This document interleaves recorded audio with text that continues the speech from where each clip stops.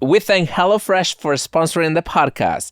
And now you can go to hellofresh.com/50SOS and use code 50SOS for 50% off plus free shipping. That's go to hellofresh.com/50SOS and use code 50SOS for 50% off plus free shipping. Remember that HelloFresh is America's number one meal kit.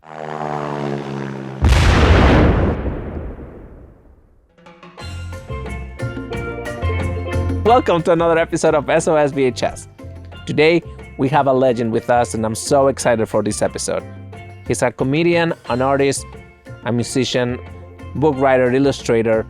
He's Harland Williams, and he drew me a toaster. You'll have to wait until the end of the show to know why. So, we're talking about his favorite movie, Blade Runner. Grab a bag of popcorn and pay close attention, because if not, your memories will be lost like tears in the rain. Okay, so let me start. Before we talk about the movie, I wanted to know where do you get your artistic flair from? You write, you do comedy, you act, you music, everything. One word, DeVry. Yeah? Yeah. Have you heard of it? No. Excuse me? Explain. Explain? Yeah. All right. Well, DeVry is a school that teaches the arts. Yeah. It's very immersive. They have top tier professors, teachers, instructors. The range of curriculum you can create for yourself to learn, to expand, to grow, to really be who you want to be. I mean, I think you've heard that saying from the military, be all that you can be. Yeah. Well, at DeVry, their slogan is do stuff and what you wants to do, if you want to do stuffs, that they put an S on, an extra S on the end if you want to do more than one thing in life. So the way to do stuffs if you want to do stuffs. Yeah, with that slogan, I don't know how I didn't. With that slogan? With that slogan, I don't know how did that. I don't know. We're not here to talk about Logan's Run. But yeah, so that's basically where I got my foundation. Right. That's where I started to learn to grow as an artist. As soon as I stepped in the front doors of DeVry, it's almost like it started happening. Like, you know, you sign up for something and you think, okay, when do the seeds start to germinate? When does the flower start to grow? When does the bloom start to open? And I mean, almost within the first 5 minutes of walking through the front doors of DeVry, I just felt like, you know, there's a rare cactus where the flower blooms at night. Have you ever seen this on the nature shows? Yeah, I know what you're talking about. You know what I'm saying? So you can imagine walking in the doors of DeVry Institute and just, even though there was no sun, even though the hallways were dark, I just opened up. I bloomed. It's almost like I was in Rod Stewart's green room and I spread my legs and said, let's go. And this is sort of what DeVry does to you. And I'm not endorsing it. I'm not a spokesperson. I have no skin in the game with DeVry, but I mean, I kind of went from this nobody, this nothing, this guy with nothing going on, like probably a few days away from becoming a shooter. And wow, when I got into DeVry, first that they accepted me in. They just don't take anyone at DeVry. Yeah. It's exclusive. Right. And the fact that they let me in, Mr. Nobody, and here I go. I'm just, it's like a kid with, you know, one night he goes to sleep and has a clean complexion. Yeah. And he wakes up in the morning and he's got so many zits, it looks like somebody's been running around on his face with golf shoes, like an autistic guy. You know, the autistic kids go in circles? Right. Just running pockmarked. I do think almost you should like be Brian a spokesperson. Adams. Pardon me? I think you should be a spokesperson. You think I should? Yeah. Well, I would be a spokesperson, but I don't have a bike anymore. And without the bike, I don't have a lot of spokes. Okay. So... all right. So you have Guy smells. Oh, sorry, it's my rotting flesh. Yeah. Flesh? What flesh? Most of it's gone. If I was a hyena, I'd snap his femur in half and suck the marrow out. But luckily for him, I'm not. Yeah. Oh, I'd like that. Okay, so how come is Blade Runner, if not your favorite movie, like the movie that has so significance for you? Blade Runner is just such a masterwork. I mean, it has its flaws. We can talk about the flaws later if you want, but Yeah. it's such a masterwork. It's the way it's shot, the way it's designed, the art direction, the acting, the characters, just there's so much going on in that movie. And it's one of the rare movies, and I don't know if have you even seen it? You don't look like you have. I've seen Blade Runner, yeah. I love Blade Runner. Well, when? Well, for instance, I saw it last night. Just preparing for convenient. this. Yeah. But I've seen it enough times. I've seen all the versions of the movie, which you What like do you mean? the... You've watched it upside down, sideways? No, the original cut, which is what you like. You like the one with the voiceover. Did you say the anal cut? 'Cause I have Original. not seen that one. That one is exclusive for me. More like Ass Runner. But no, the original cut. The original cut, okay. Yeah. Sort of like crispy and original. Original, the one that you original cut. like. Right, okay. Because there's the original cut and then Ridley Scott did a director's cut, right? Yeah, and then there's a final cut, which is... Wow. Yeah. How many cuts has this fucking Oh, thing got? they had an international cut. They had Suddenly it's many a things. slasher movie. Right. It's got so many cuts. Yeah, it bleeds everywhere. But you like the original. You saw it in the theater? Yeah, I saw it in the theater when it came out. Now, it didn't blow me away when I saw it. I was a little disappointed because the story itself sort of sits there a bit. But it's one of the few movies that I found so compelling and interesting because of the richness of it. It's one of the few movies I was alluding to before you said the anal thing. It's one of the few movies that draws you in. It creates an environment, the rain, the darkness, the mood. There's very few movies that draw you in and you feel like you're there in the setting. Yeah. And it's one of the movies in my mind that accomplishes that. And when you can draw the viewer in and have them sitting immersed in that environment, I think it really creates for a beautiful cinematic experience. Yeah, definitely. So you weren't blown away when you saw it. There's elements like The visual. Yes, a lot of the elements of it blew me away, but as a story, it just didn't I didn't walk out going wow, based on the story. I Right. think they had the ingredients to make the story a lot more dramatic and a lot more Yeah. exciting, but there was a certain flatness to it at the end, which is I think why it didn't do quite as well as it should have. But strip all that away, it's an immersive, beautiful cinematic experience, and so that makes up for it. But imagine if the story had been as up there as the rest of it. It would have really probably been one of the big classic movies of all time, kind of like your wife. Thank you. I like that. So have you seen the later version? Yeah. And did that make up the story? Was it that? No, the or- story was even worse. Okay. I thought that one, again, it was sort of cinematically cool, but Right. it's like this sitting there for 3 hours to find out some guy's daughter's locked in an orphanage or something. You know what I mean? Like it was such a flat ending to me. Okay. You know, it's like you're doing all that work. You're making these creative sets. You're painting this beautiful world. Have an incredible, riveting story. You know. So you were attracted to the visuals. To be honest, there's nothing like that, right? Like when this movie came out, there was nothing. Maybe 2001 or Star Wars. Yeah, but those are sort of a different genre. Those are sort of space movies. This created Yeah. a sci-fi look and vibe on planet Earth, Yeah. and just created such a beautiful feel and texture, and Yeah. the characters fit into it seamlessly. It was a world that Ridley Scott painted that just it was really real and effective. Yeah, I always loved this movie. I watched it when I was a kid and I didn't quite understand the movie. Right.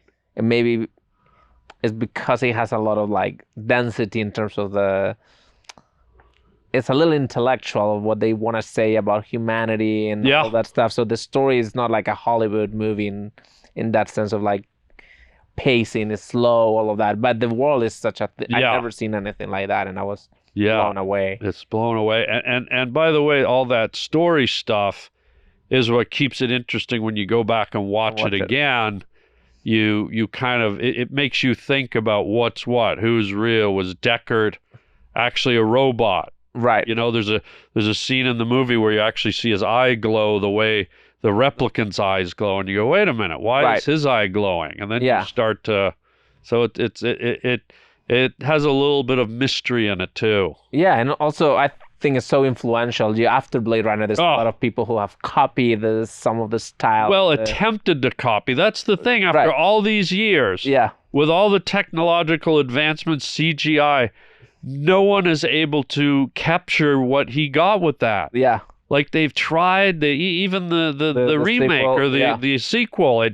It was flashy and pretty, but there's something about what he caught in that film in a bottle. I don't know if it was the lenses he used or the film stock or no one's been able to replicate that. And that's what makes it so kind of pertinent today. I agree. I think he saw something in that material that nobody else did, and I made it.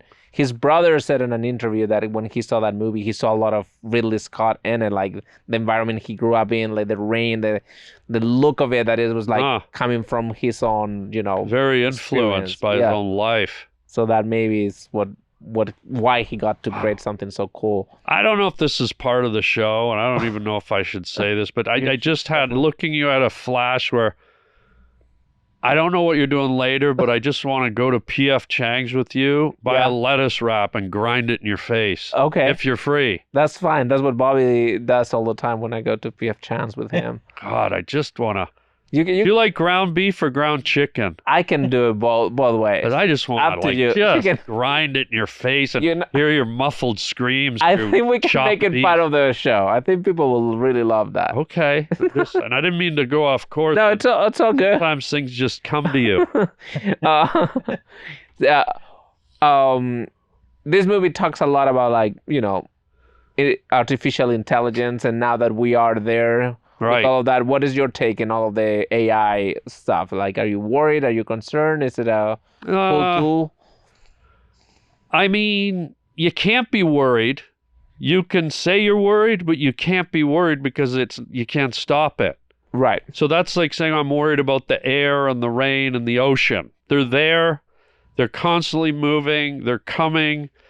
And that's what AI is doing. And as our crazy race of whatever we are continues to grow and expand and be parasitic or find the solutions, whatever we're destined to do, AI is part of it. We're in it. And it could potentially take over. It could become, I think we're going to be intertwined with it. I think it's going to cyborg. I think we're going to start, implanting chips and robotic pieces and who knows what else. But I think we're right at the doorstep when people watch this podcast, when they dust it off in 3,000 years.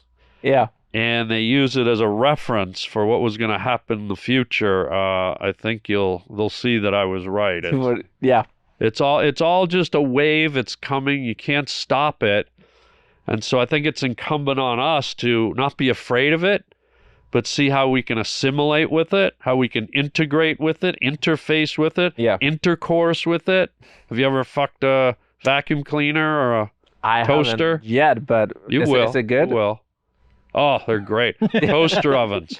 That's your... Oh, I mean, when you finish, you've got crumbs in your pubes, but dude... Lovely. It's warm. Yeah. It's just the right size. And sometimes your nutsack smells like grilled cheese when you're done. Awesome. Yeah. I'd like that. You could be a spokesperson for a lot of things. Oh. So you don't see a dystopian world like the one in Blade Runner coming? Oh, I think it could be dystopian, whatever that word means. I've never heard that up at DeVry. But what does it mean, dystopian? I have heard it.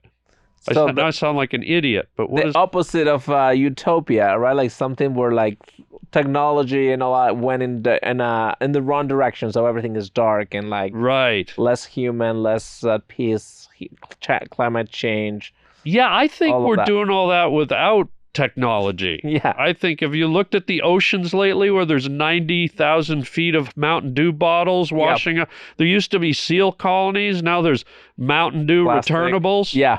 Yeah. Have you looked in the forests where they suddenly are bald? There's no trees left. I mean, we don't need technology to destroy. In fact, I'm hoping maybe technology takes us to the precipice of our destruction and maybe saves us. And I think people often look at technology as negative and scary and like this doomsday machine. But if you believe in a master plan, there's a reason that we created technology and we have the capacity to expand technology. And so I say to myself, why? Why is this part of the human blueprint? Why is this part of the cosmic trajectory? And so I have to say to myself, maybe as scary as it is and as many pitfalls as we're going to fall in, maybe it's all this technology that one day vaults us over the hump of pollution and disease and destruction and war. Maybe all this stuff that we're fearing is sort of helping us climb to a summit where we surpass and leave behind all the hell that we live in. Because I don't think it's by fluke that we're creating this stuff, that there's a capacity to expand the human direction. And so I think a fly just flew in my eye. There's nothing worse than pontificating something meaningful. And, Yeah, you were. Nature reminds you what a We'll lowly put some dumbass music you are. under that speech. I thought it was very inspiring. Music? Yeah, something to enhance. What kind of music? Some heroic. Well, maybe some Vangelis. Vangelis. One of the best soundtracks in Married to a Movie was the original Blade Runner. Yeah. I'm telling you, Vangelis, like a masterwork. There's very few movies. There's the old Clint Eastwood spaghetti westerns with what's his Sergio Leone. Pardon me? Sergio Leone. No thanks, I'm busy. Yeah, Sergio Vernani, or what's its name? Leone. Like, you look at those old The Good, the Bad, and the Ugly for a few dollars more. Yeah. And you look at that music, and it's an integral part of that movie experience. Definitely. It works. Filmmakers don't do that anymore. Yeah. Very few filmmakers, they'll just find stock stuff or throw in an Aerosmith song, or they'll, my buddy has a studio, he can, Yeah. But when you look at movies that make the soundtrack an integral part of the experience, I just saw you yawn with your mouth shut. No. The Tarantino does that, and he would agree with you 100%. He actually. Tarantino does it? He does. I think Tarantino does it with soundtrack. Yeah. He's excellent at picking songs. And he loves the same ones that you do. Right. But the Westerns, it's a score. It's a movie. It's going, wah, wah, wah. Yeah. Wah, wah, wah, like that stuff. And yeah, Ennio Morricone. It's immaculate. It just makes those movies. And so Ridley Scott using Vangelis, which was kind of an odd, he was a very electronic musician, but like synthesized to have him, I don't think he did soundtrack stuff at that time. He had just won an Oscar for Chariots of Fire, which is also super Chariots of Fire? Chariots of Fire. There we go. You teach me a little Someone needs to get up to DeVry. I know. I should have gone to DeVry. But you will. But I got to tell you, Johnny Jingle Nuts or whatever they call you. Yeah.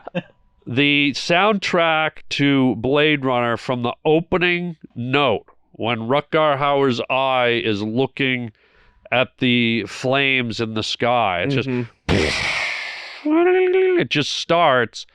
And all the way through that soundtrack, it's married so well to the movie.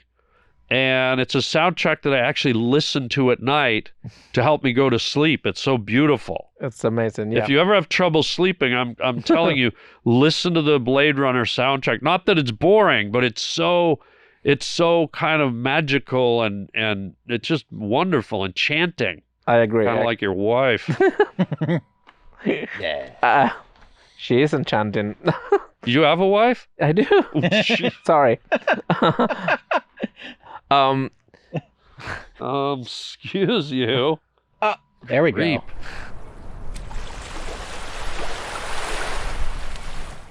so we got a new sponsor. I'm so happy.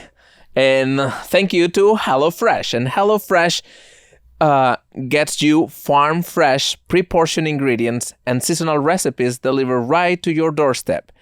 Skip trips to the grocery store and count on HelloFresh to make home cooking easy, fun, and affordable. That's why it's America's #1 meal kit. I use it all the time. I cook. I usually choose the fast 20 minutes or less. Like, I did that too. Quick and easy. I made lettuce wraps last night. It was really good. Yeah, it's so easy to do, and it tastes good. I cook for me and my wife. I can make cereal and grilled cheese, and with this, it makes you feel like you can work at Spago or something. But with a crazy schedule can make it easy to fall back into your dinner time recipe rut.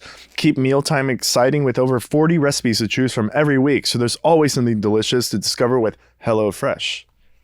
Yeah, with so many in-season ingredients, you'll taste all the freshness of fall in every bite of HelloFresh's chef-crafted recipes. Produce travels from the farm to your door to pick ripeness you can taste. So how do we get this awesome offer from SOS VHS? So go to hellofresh.com/50SOS and use code 50SOS for 50% off plus free shipping. Yeah, you go to hellofresh.com/50SOS and use code 50SOS for 50% off plus free shipping. And remember, HelloFresh is America's #1 meal kit.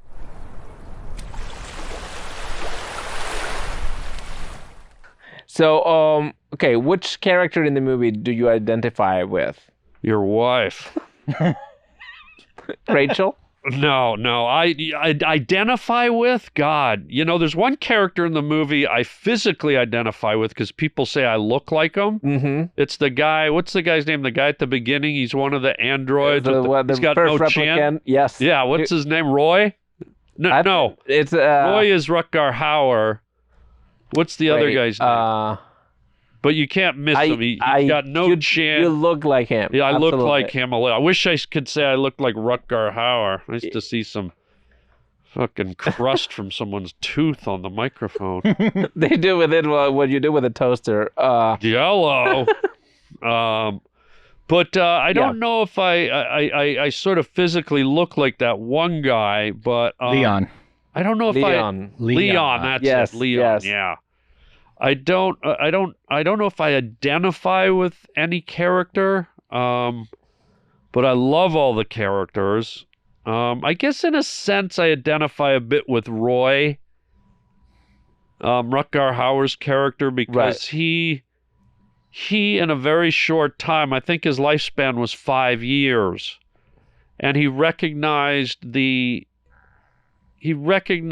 strength and the loneliness and the emptiness and the fullness of life.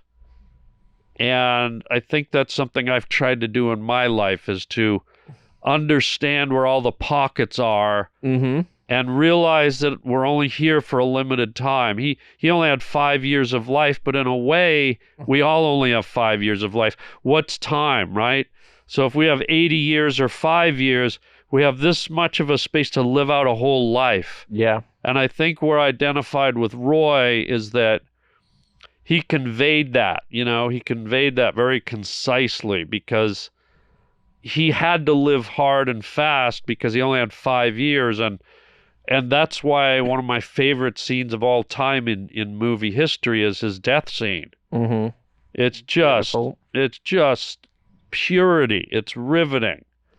And that scene, I mean, I've probably watched it like 2,000 times over and over. Just the scene where he's giving his death tears speech. in the rain. Yeah. Oh, yeah.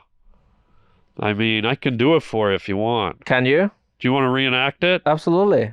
Okay, so we'll do it from the time you're Harrison Ford. Right. I'll just look at you. You just look, and when the scene's over, I go like this. That's Okay. when you...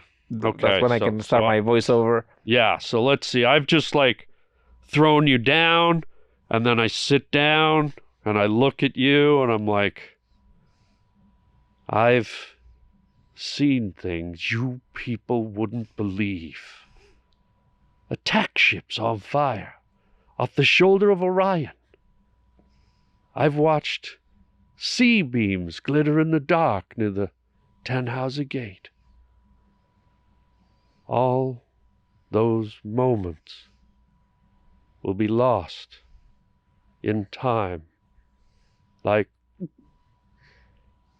tears in rain. Time to die. Wow. And then the I'm dove impressed. flies up. Yes, yes. So that's why I don't understand why you like the version with the voiceover, because the voiceover starts there, kind of like trying to explain what he just did. Oh yeah, when he goes, I don't know why he saved my life. Right, and then like I get the only thing I like about that is that he says this one thing. He goes, I guess in the end he realized any life was important, not just his life, right, my life. but I think he kind of said it, right? like he saved his life just before that. I feel like it was way more poetic. And then I agree. A little more I like, agree. whatever. Yeah. But I'll tell you what, Yeah. that scene, and I didn't do it justice. I was kind of No, I think I was impressed. well, you did great too. You're a great you. Harrison Ford. Yeah, that's what people say. But I'll tell you, that scene to me, if you're studying acting, if you want to be an actor, there's two scenes I rewatch over and over as an actor. And the first one is that scene.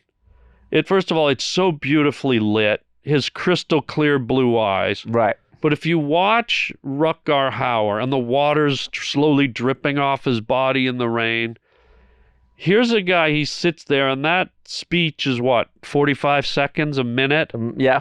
But what he does with his facial expressions and the looks he gives and the power of his stare, it's like an acting school. I mean, the small little ticks, the little inflections, the facial movements, it's like you believe that this guy's telling you about a whole lifetime, even though he's only lived for 5 years, and even though he's only telling you in roughly about 4 sentences. Yeah.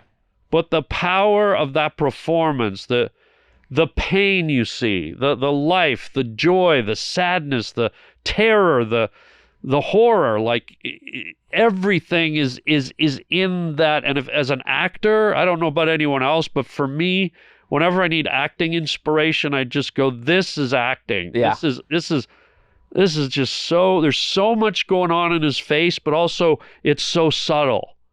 And it's a master class in acting. If you're ever thinking you need to hire an acting teacher and you can't afford one and you have a big audition coming up, go and watch Rutger Hauer in the death scene in Blade Runner. Everything you need to know about acting, in my opinion, is right there. Just watch it over and over. Yeah. Beautiful. What is the other scene that you love? The other scene I love is my second one. It's almost my first, but it's so powerful, is Marlon Brando in Streetcar Named Desire. Yeah. The scene where he comes home from work, he takes his shirt off, he's in his wife beater. Stella. And he throws Stella's sister on the bed. And he's like, you're not fooling anyone. You're not fooling this boy. You know what? I've been on to you since day one. You're not fooling me. You know what I say? I say, ha ha, ha ha. And it's so raw and powerful. And that's the second one. If you ever want an acting class in 2 minutes, those are, to me, the two ultimate acting moments in all of film for me. And then Meryl Streep in Out of Africa for a female. That whole movie, she's just master class with that accent, and just her performance in Out of Africa is just, I don't know if any woman for me has ever topped that. Right. Even though there's great performances. Yeah. So, do you feel like, because I feel like you are drawn towards comedy more than drama in your career. Why is that, knowing that you love this stuff so much? I'm drawn towards comedy in my acting career is because that's what I do. That's what I special in, is comedy. Yeah. And so I'm drawn to it, but so are the people who run Hollywood. They often don't look at comedians as more dramatic prospects. That has to be sort of proven, like Robin Williams punched through that barrier, Jim Carrey, but you kind of have to do about 25 comedies. Yeah. And then when you get to the top of the summit and you're a star, then they go, so you want to do a dramatic role? But I see. So... But do you see yourself? Do you want to do that? Oh, I would love it. And I've done a few little dramatic things in indie films and stuff like that. And I've had a few parts that have bordered, like I had a role in Superstar with Molly Shannon where I kind of got to play the studly, like, motorcycle dude. And he was sort of more not as comedic. Yeah. But these are just opportunities that don't come often to a guy like me. But given the chance... that to me is a challenge. Comedy to me, not to sound cocky, that's what I do. Yeah.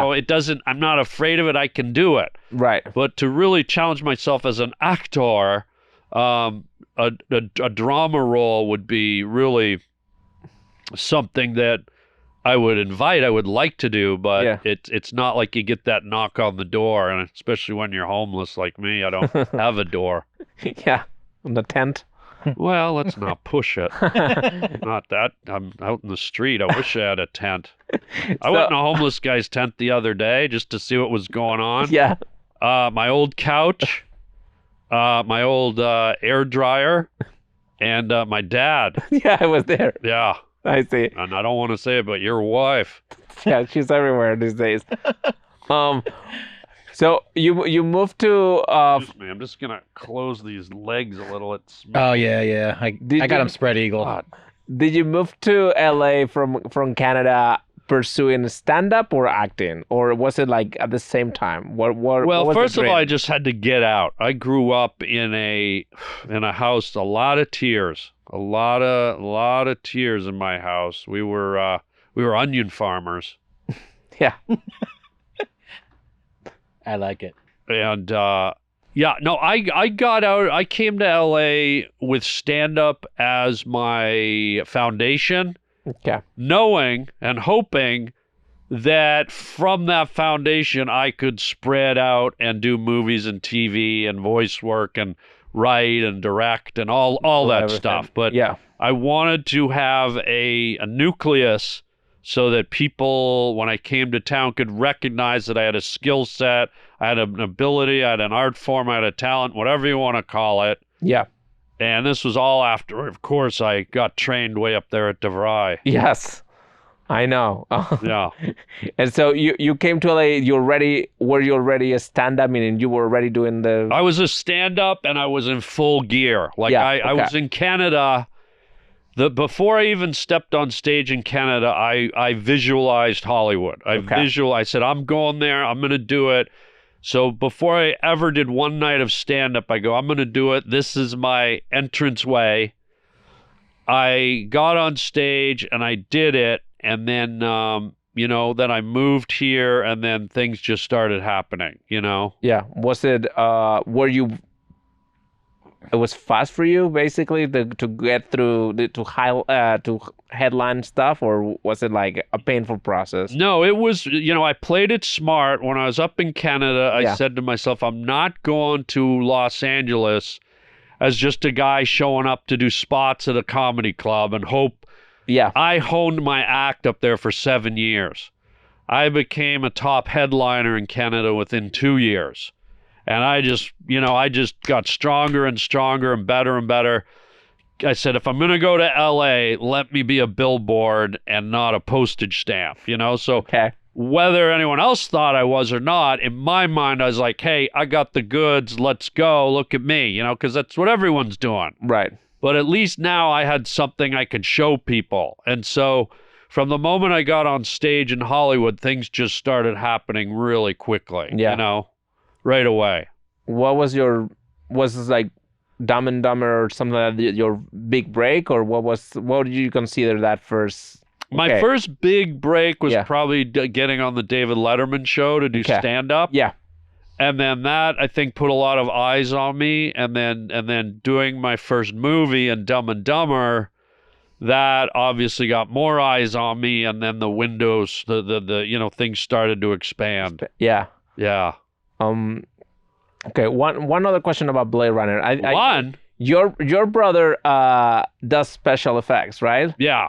And I saw that he has a really cool career and work with a lot of in a lot of cool movies.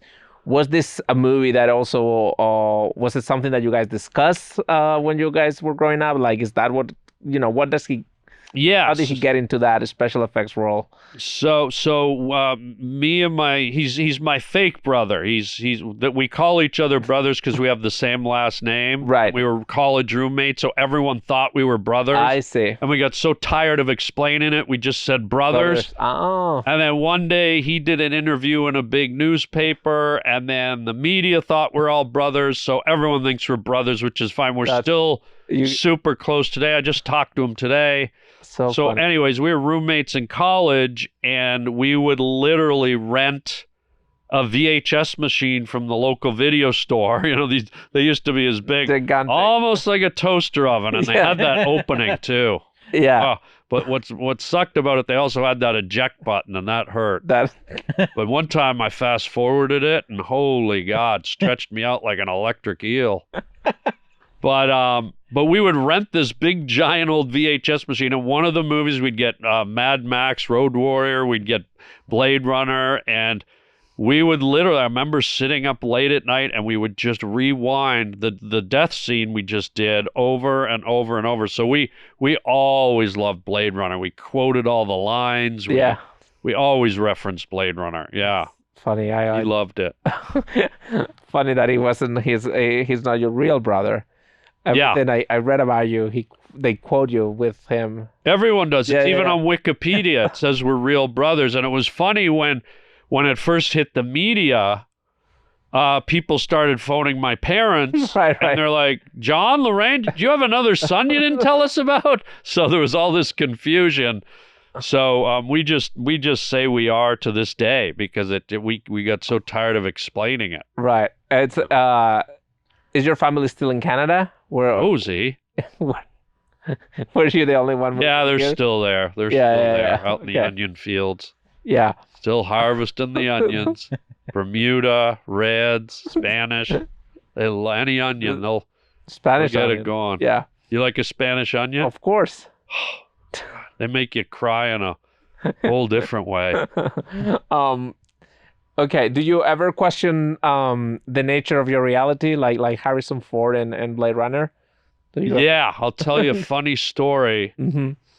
I normally don't go around questioning my reality because, you can only know and understand what's in front of you. I can look at something and analyze it till the cows go home, but it doesn't change anything if I don't have any proof or any conclusion. So there's no real way to gauge if reality is real or it's not. You can dream about it and speculate about it all you want, but you'll never. It's like finding the answer to anything, right? That's so huge. So about, I don't know, maybe a year and a half ago, it was sort of during COVID, and I was standing up on my front lawn, and I have a nice view of downtown. It almost looks like the opening shot of Blade Runner where you see all the lights. And right. I have an unobstructed view of downtown LA and all the lights, and it's beautiful. And something happened to me that never happened in my whole life. I was standing there just looking at the view, and all of a sudden my mind, out of nowhere, and I said it out loud under my breath. I was by myself, and I just went, "It's not real. It's not real." It just came to me all of it. And for a moment, I was almost a little, almost like the hair on my skin sort of, I was like, where is this coming from? It was almost like another voice went into my head just for a minute and said, it's not real. And you want to hear the creepiest, serendipitous part of this? Of course. The next day, I had to drive and do a voiceover session for a cartoon that I was doing. I pull into the parking lot. I'm a little bit early. There's no one in the parking lot. I'm sitting there in my car, All of a sudden, another car pulls up beside me, right? Guy gets out. My window's open. I look up and go, hey, man, how you doing? Lean down. It's Lawrence Fishburne, the guy from The Matrix who played, was it? Morpheus? Morpheus. The guy who literally told Keanu Reeves what's real, what's not. And I'm like, wait a minute. I went from that weird moment that I've never had where it's not real to I've been kicking around Hollywood for 35 years. I've never met Lawrence Fishburne. There he is in a remote parking lot in the valley in an alleyway. Yeah. Pulls up, and the first guy I see that day is that guy. Did he offer you a blue pill or a red pill? Yeah, but it was Viagra. We both fucked the janitor. Yeah, it just added another layer of like, what is happening? Not that I believe he really is Morpheus, but how do I know? Like you said, what is reality? So maybe he is the gatekeeper. I don't know. Right. But it was very, very coincidental of all the moments to meet him right after I'd had that strange one-of-a-kind moment. Yeah. Oh, God, I want to grind. Now I want to grind like a Jell-O pudding pop right in your forehead. We'll do it all. Just we'll leave do like it all. a skid mark, but a round one. I get it.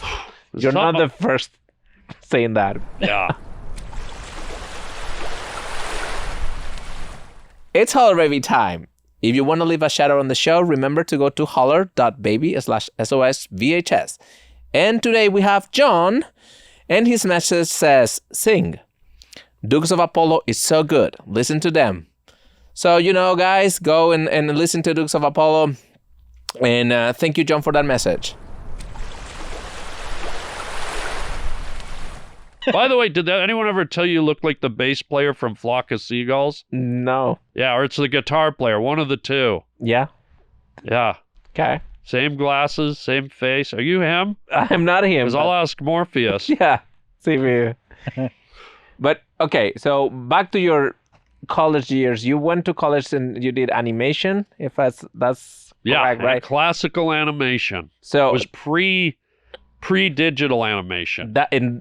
Did you want to go into that, or this is just one of the million things you wanted to explore? Did I want to go into what? Into animation, like do that. No, what I loved is cartooning. I loved drawing. Right. And when it came to me transitioning from high school to, the next level, which was college or university, I at first wanted to be a marine biologist, but then I was also drawn to the arts quite heavily. Yeah. And so my mother looked around and, nobody really taught cartooning. And here was this college that taught animation, which was how to draw cartoons. I was more into single panel cartoons, not so much moving cartoons. But I did it. I said, this is as close to cartooning as I'll get, so let's do animation. And so I went into it, but when I got there, this was during the classical era when everything was drawn and painted on celluloid, right? Yeah. It was pre-digital.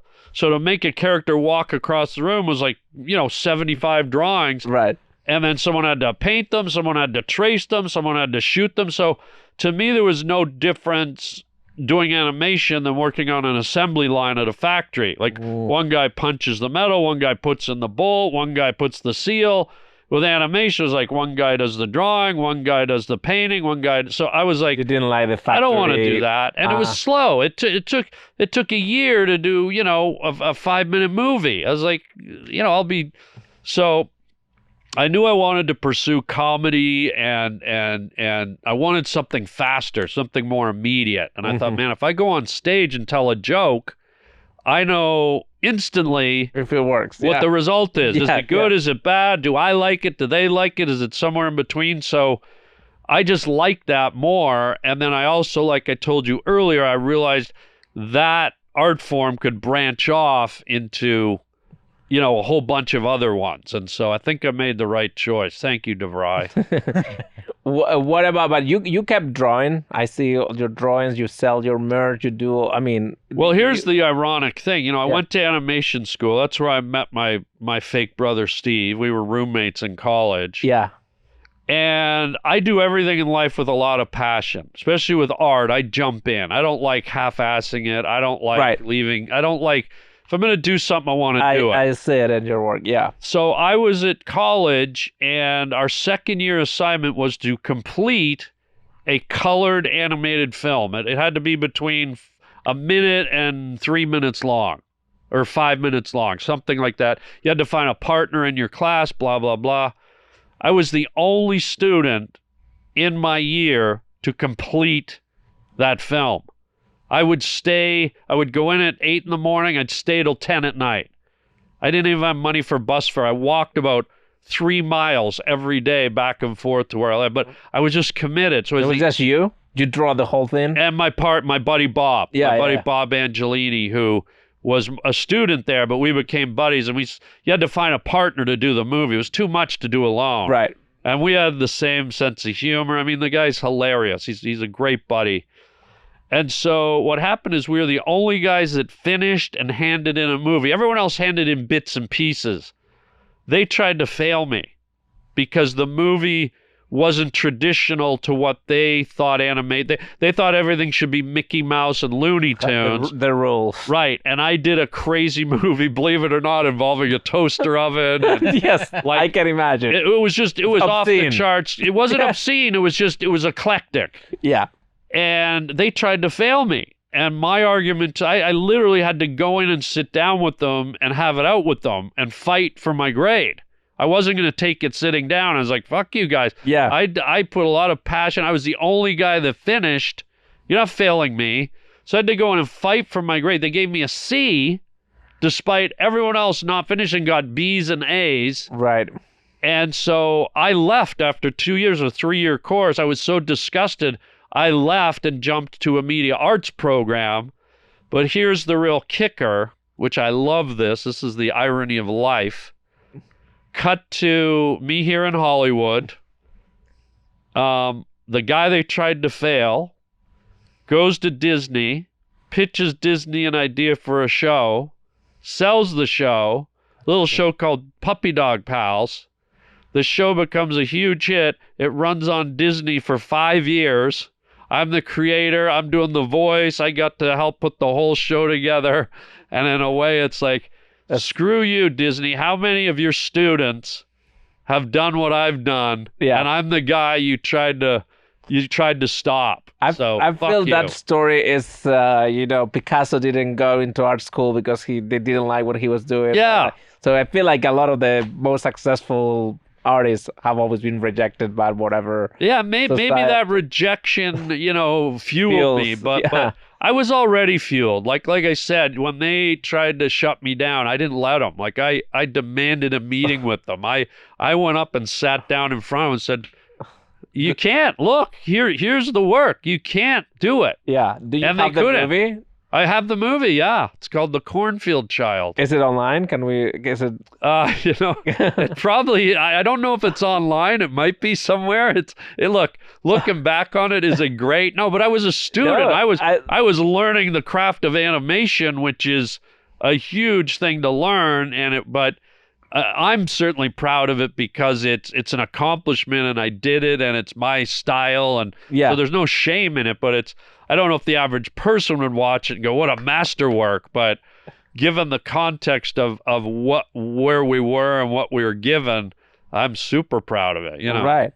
And because you love illustration so much, how did you get into doing children's books? Because I feel like your animation is a little more adult, or like your drawings are a little more adult, or not? Oh yeah, some of my illustrations that I do on the side, but I've always loved, the reason I did children's books was the same reason. There was no repetition. So when I illustrate a children's book, every page is a new world. Like, here's a dinosaur in a cave, now here's a dinosaur on a roller coaster. It's not the animation where you're drawing the same character over and over, just moving. Right.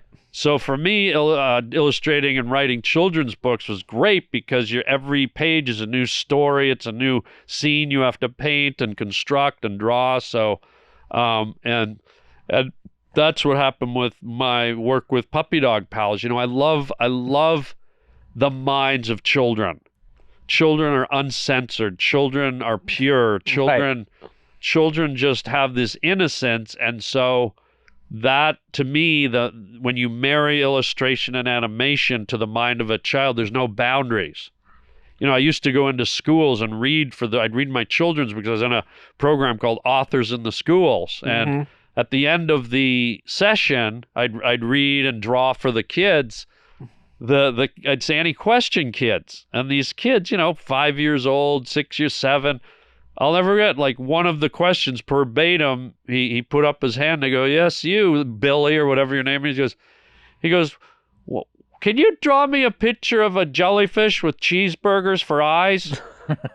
And like that's the beauty of a kid. And when I create for kids, that's what I want to present. It's for them. And one of the things that sadly I'm running up against now in Hollywood is they're not doing it for that anymore. They're doing it because they have an agenda for a social program or a political cause or whatever it may be. They've abandoned the beauty of the child, the purity, and they've replaced it with what they want a child to think and be. And it's criminal. It's criminal, and it makes me sad. So I hope parents just always nurture that beautiful imagination that we all have, that every child just has. It's one of the most beautiful things in life to me. Yeah.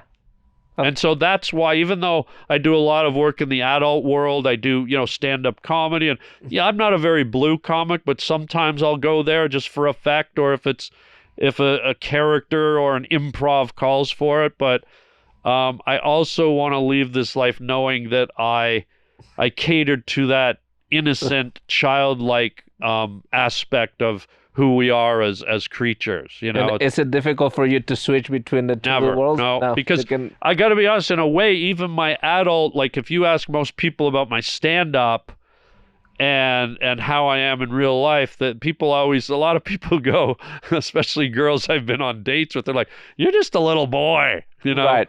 So I think there's a lot of that still burns inside me, and I would never want that light to go out. I think when that light goes out, you lose part of yourself to this world that can be dark and not so innocent. Yeah. So it's important to guard it, nurture it, embrace it, let it come out and play.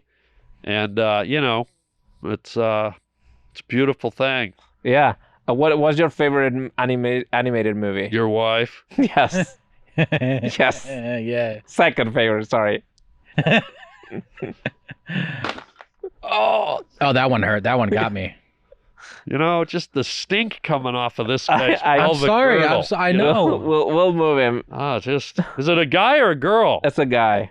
How do you know? I know. It's a little small. I know. There's nothing there. There's a boner, but there's no bone. I'm always hard. Sorry, back to your question. Yeah. What is the I guess animated movie or like movie for children your favorite? Because Blade Runner definitely is not. Oh wow, for kids, huh? Interesting. Man, I don't know. It goes so far back. There's probably some obscure ones that as a kid. I'm trying to think of current ones. Do you like the Tim Burton No. I love Tim Burton's artistic style, but even in his live action movies, Tim Burton is a storyteller to me. No offense, Tim, but I don't think he's a great storyteller. He's so good at the visuals. Yeah. But his scripts, kind of like I was saying with Blade Runner, there's a flatness to them. They rarely sort of peak and crescendo, and I find sometimes they get a little confusing, and I think my interpretation of him is that sometimes he gets so engrossed in the look and the artistic direction that the story suffers. And so, but that's just me. But so I need a story. I like Toy Story as an example of a great movie, animated film. albeit it's a digital film. It's still amazing animation, but Yeah, it's beautiful. it's such a great, like, Yeah. the story, the characters. It's easy to follow. It's not complicated.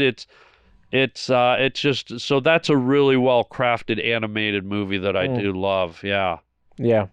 When you moved to LA, like Ridley Scott, when he came to LA to shoot this movie, he only liked two locations, I guess, for the movie. He liked the downtown, the Bradbury building. Yeah. He liked Union Station, and that was it. That he put those two things in the movie, and then everything else was a set. Yeah. Were you expecting to find some sort of a Blade Runner world in LA, or what was your impression of LA when you move in? Do you like it? No, I didn't expect to see the way he painted it. It Right. was sort of almost post-apocalyptic in a way. Right. But just so you know, I've been downtown to a couple of the buildings where he shot. Yeah. There's a weird marketplace there, and I think there's the building with the big columns down the there. Bradbury building. Yeah. Yeah, so that was sort of a thrill, but no, LA, I never really. The only time I think of Blade Runner, believe it or not, in LA, there's a few huge gas refineries. There's one down by the beach, down near like Manhattan Beach, and there's a few of them popping around, like huge refineries, the ones where at night you can see the natural gas burning out of the giant pipes. Yes. The opening scene of Blade Runner, Yeah. I think they might have even filmed one of them, but it looks like a giant gas refinery, and the flames are bursting out, Yeah. and all the lights on the smokestacks and the columns, and so every time I pass by, if I'm going down the 405, every time I pass by that big refinery, I immediately go to the opening shot of Blade Runner where he's seeing that, and you see it in the reflection of his eye, and then one of the smokestacks, the fire pops out, and so Yeah. But for all the beauty and mastery of that movie, it's amazing to me how many blatant mistakes there are in it too. Do you know what I'm talking about? No, what are the mistakes? Or Your wife. Of course. But listen, No. that's she knows. Oh, oh. Oh, no. No, there's a scene. I don't know how Ridley Scott did this as such a master filmmaker. Yeah. But there's a scene where Harrison Ford goes to visit the snake charmer lady. It's like a strip club, Yeah. but she doesn't act with a snake, and the snake has fake scales, and they found a fake scale in the bathtub, and it's a clue to a murder, blah, blah, blah. Mm-hmm. So he goes into the dressing room, and for some reason he decides, like, she's never met him, but he decides as a cop to go into character. And so now he's back in the whole movie, he's like, yeah, I'm Decker, I'm the Blade Runner. But when he goes into the green room to meet her, he pretends he's like a building inspector or something, and suddenly does a voice. He's like, well, let me ask you, did you ever see that there was a... Like, remember he does this weird character that made no sense. That and was it weird, took yeah. me right out of the movie. I see. But then he realizes she's a replicant, and he chases her through the street. He shoots her, Yeah. and there's a scene where she's running through a glass mall, and she's smashing through glass. It's a stunt woman, and Ridley Scott decides to slow motion that whole scene. Yeah. And so now you see this clearly. If you didn't slow motion it, you probably wouldn't pick up on it. It's like going this fast, and you see like the bad wig. The outfit doesn't fit. The face is different, and it's like so clearly. And you go, why would you slow motion that? I mean, it did look good, the effect, but you can clearly see. I see. Those type of mistakes is what you're talking about. Huge, the yeah. Continuity. Yeah, really like blatant weird mistakes. I you see. know? I think, to be honest, when I know that people love to point out those things in movies. I think, like, obviously the directors and the editors know what that mistake is there, and they decide to go with it, because I think they think if you're involved in the movie emotionally, you're not going to pay attention to that. And if you are paying attention to that, probably you are already out of the movie. So Right. I lost you, if how long is the cigarette, or Well, to his credit, the movie's so good and Right. endearing that even though you can see, you're still involved in the movie. Right. Because you're like, I'm not going to let that blunder Yeah. pull me out of this wonderful experience. And that's what I mean. That movie pulls you in. And Yeah. so even with that glaring error, you want to I think stay there are in it. videos of Gladiator who he did like in 20 years after that, where like people like point out all of the mistakes and Yeah. and there's like hundreds. But this one is so weird because, Yeah. you probably didn't need to do the shot in slow motion. I see what you're saying. But the fact that, and it's like this big long running you scene. have time to pick up on that. It's not like it's a quick cut of someone. It's like a blatant scene of this woman running through a wall, smashing through glass. Totally a stunt person. Right. But I'm probably ruining it for people. They're like, wait a minute, I never saw that. Right. Do you think the movie was a little bit ahead of its time when Yeah. it came out? Like, were you like people? Because you watched it when you were what, in your 20s? Yeah. Yeah. I never got to see it in the theater. I watched it on VHS, like you Right. rewinding it. Yeah. And I couldn't understand anything until I watched it, like, when I was a little Yeah. more of an adult. But I feel like they talk a lot about things that are relevant today, like the environment or AI. And I feel like that was the year also of E.T., which is a way more, Right. I guess, easy movie to digest. Oh, So like yeah, it was, yeah. it wasn't a huge hit. Yeah, Although- Blade Runner wasn't a huge hit, but it was sandwiched between Star Wars Yeah. and E.T. So there were other movies that were, just as big and powerful, like Space Odyssey and Star Wars and things like that. But Right.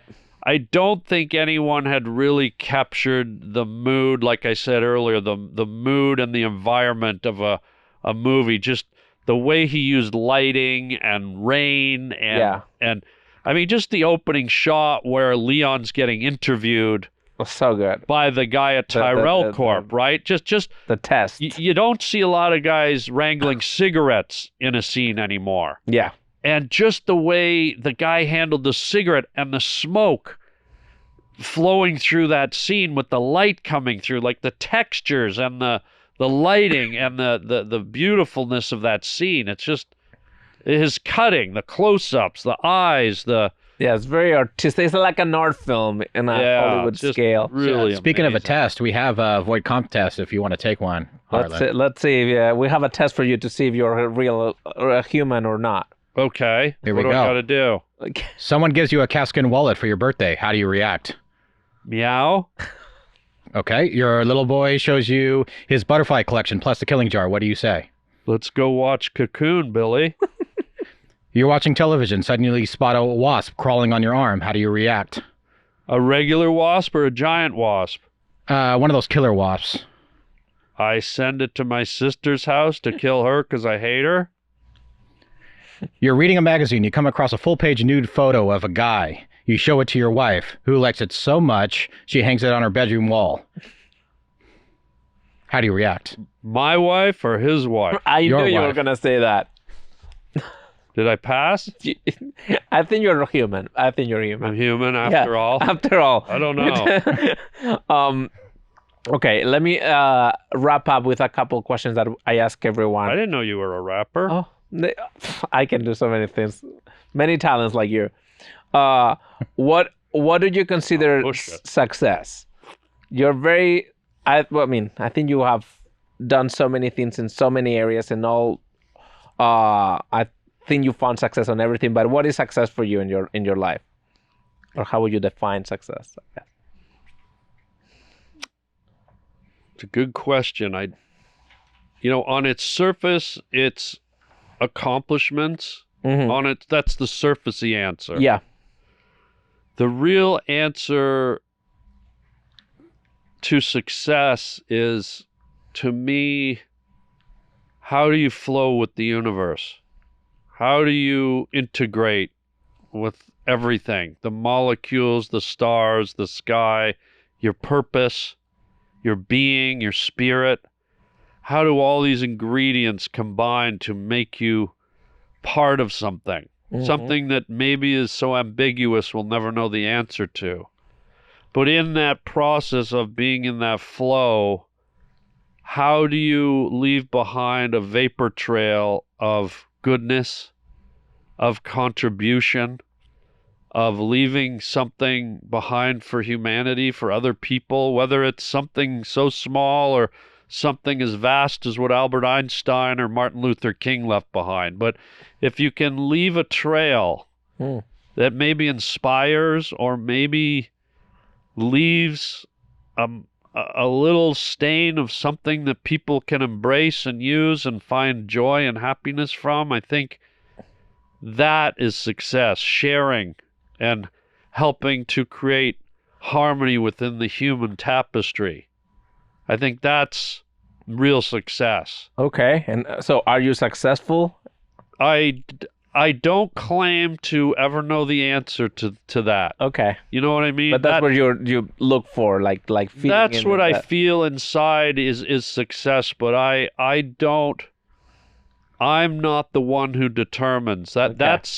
That's an ageless answer for the galaxies, for eternity.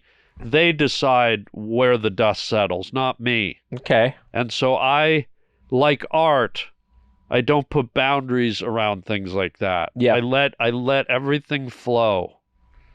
And everything comes right back to the third floor of DeVry, Okay. room 107, Yes. where I've been studying real hard. Full circle. Your wife. Yes. Okay.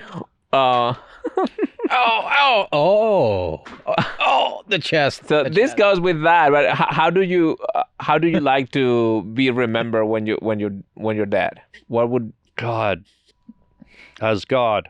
That's God. No, that's a huge question. I don't know. Again, that's such a huge thing, but what you hope, when you go into the entertainment industry, Yeah.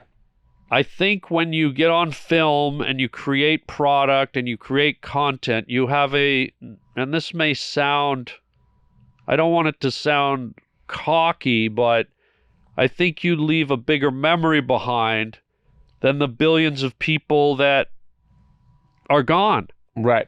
There's billions of people we never even know existed. Right. There's no record. Right. But I know Roy Rogers existed. Right. I know Hitler existed. I know, fucking Marlon Brando existed. Yeah. I know Martin Luther King existed because these people either made a point or destiny decided to have them leave a footprint behind. And so for someone like me, I guess I will be remembered for what I left behind, whether by default because I was bold enough or stupid enough to step into this world where Right. I can leave something behind. Yeah. And so I hope maybe I just get remembered for what I left behind, because what else can I be remembered for? Yeah. Right?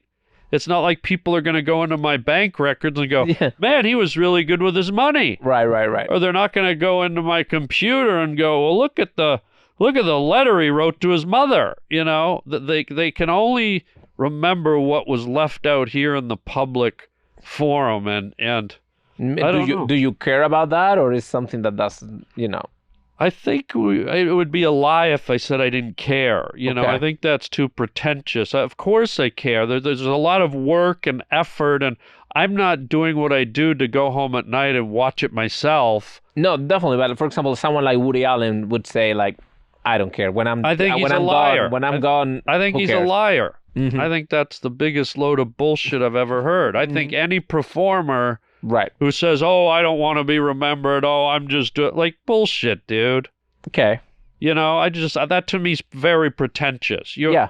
There's nothing wrong with leaving something behind. Outside of what Woody Allen's been accused of for the dark stuff, I don't know the answer to that. Him and the people Right. that are involved know the answer. Yeah. But outside of that, if you just look at his work, he's not gone yet, but he will leave behind a very influential, Yeah. body of work that, like it or not, it's gonna stand the test of time. It's gonna touch people. It's gonna move people. And for him to just, flippantly go, "Oh, I don't care if I remembered," I think that's the biggest lie I've ever heard. And he should be ashamed for saying that. You should be proud that you're leaving something behind, especially all the work. If you don't care, then why even do it? Yeah, he made 50 movies. So he made 50 beautiful. Most of them are really great works of art. If you don't care how you're remembered, then sit down and go work, be a bus driver, and let some other filmmaker fill in that void. Yeah. So I don't buy it for a second. And I think some people say that because they think it might come off as egotistical or braggadocious, but that's like Tom Brady saying, "Well, I don't care how I throw a football." Yeah, you better care. And you better hope you got 8 rings on your finger and you want to be remembered for that. You earned it. You worked for it. And you hope kids, future athletes, look at that guy and go, "Fuck yeah, he's moving me. He's moving me off my needle." Yeah, absolutely. Okay, and final question. For those who haven't seen Blade Runner, why should they? I think they should see Blade Runner, A, for those acting moments that I told you about. And B, just whether you're a film fan or not, if you want to see what real filmmaking looks like, what real craftsmanship looks like, shots, colors, tones, texture, sound, acting, characters, makeup, it's just a beautiful film. And again, it's very rare that a movie can suck you into its orbit. And there's one other movie I know that did it. It's an old French movie by a famous Parisian director named Jacques Tati. He did a movie called Monsieur Hulot's Holiday, or La Vacation de Monsieur Hulot in French. Mr. Hulot's Holiday, where it's about this guy who just goes to a little seaside resort in France, and the soundtrack, wah, wah, wah, wah, wah, wah, wah, wah, doo, doo, doo, all the way through the movie, the soundtrack pulls you in. The beauty of this little seaside resort and all the you're almost there, and so Blade Runner accomplishes this too. And so for this immersive, beautiful, cinematic experience, you should see Blade Runner, because unlike a lot of movies today, it's a masterwork and it creates so many beautiful elements of cinema right in front of you that you can really see and enjoy and learn from and respect. Awesome. That's a great answer. Thank you so much for doing this. Oh, I'm not finished. Oh, I was going to ask you. Keep the questions coming. If you could draw me, I guess, a toaster. Pervert. You dirt. We could go over to Fry's and I can buy you one for $24.95, you horny little. Does your wife know about this toaster? She will after you. Will, yeah. After you're you going to have the crumbs in your pubes. So wait, what do you want? I want a toaster now. I was going to ask you something like a toaster maybe from Blade Runner. What would be a futuristic, cyberpunk toaster? You got it, baby. Were you a comic book fan too, like growing up? Oh, yeah, that's how I learned to draw. Right. I used to buy the Incredible Hulks. Yeah. And I loved Human Anatomy. Like, those comic books with the Hulk, they'd show every ripple, and so, I loved the comic books, and I would copy them. Yeah. And that's how I learned how to draw. It's like, Ridley Scott was really into this, comic book series of, heavy metal that, basically cyberpunk, comics that inspired the look of the movie. Do you mind? I'm drawing. If you could just shut the fuck up for 3 seconds. I'm trying to draw a goddamn toaster. Fuck it. Thank you. Oh no! Oh no! Ah! Fuck off.